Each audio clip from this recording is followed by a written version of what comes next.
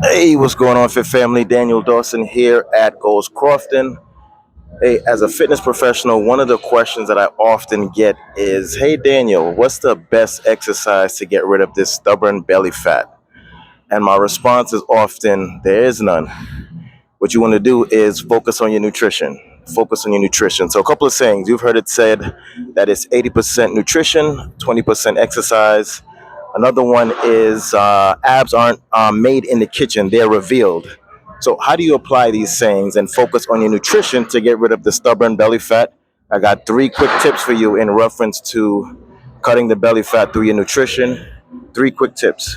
So, calorie deficit, added sugar, and seed oil. These are three things you want to focus on. So, calorie deficit, one, focus on burning more calories than you're consuming. When you're working on your nutrition, what you want to do is select better food options. Being you want to focus on foods that's high in nutrients, low in calories. So you want nutrient dense foods versus calorie dense foods. An analogy that I like to use is 2 cups of spinach versus 2 chocolate chip cookies. 2 cups of spinach are going to be high in nutrients, low in calories, versus 2 chocolate chip cookies.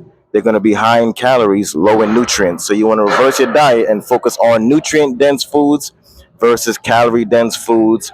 That way you can be in a calorie deficit. If you're in a calorie deficit of 500 to 1,000 calories, again, 500 to 1,000 calories every single day, deficit will yield you 1 to 2 pounds of weight loss per week over the course of a month, 8 to 10 pounds of fat loss over the course of a month. Second tip is added sugar. You want to avoid added sugar. I believe the recommended daily allowance, you can Google it, I believe is anywhere from 30 to 50 grams of added sugar per day. The average American is consuming way more than that. However, you'll see great reduction in your midsection if you cut out the added sugar altogether. Your body is efficient at processing natural sugar, so fruits and honey. But as far as the artificial sweeteners and the sugary drinks, the sodas, the Starbucks, the Dunkin' Donuts, the sweeteners, all that kind of stuff, your body isn't efficient at processing that.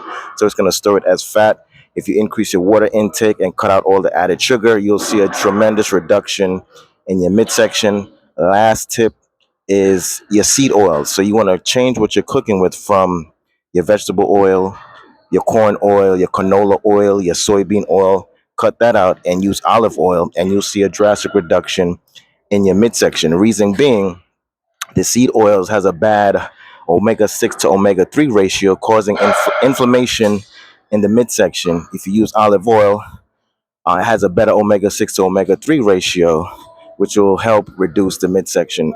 The fat in the midsection is visceral fat. So you have two types of fat. You have subcutaneous fat, which is the fat underneath the skin, and you have your visceral fat. Your visceral fat is the fat that's around your organs, at your midsection. So if you implement these three tips, you'll see a great reduction in the fat in your midsection, and you'll get great results. All right, for more tips like these, drop me a follow, like. If you have any questions, drop in the comment section. And if you know somebody that this information will help, share it with them. All right, more tips to come.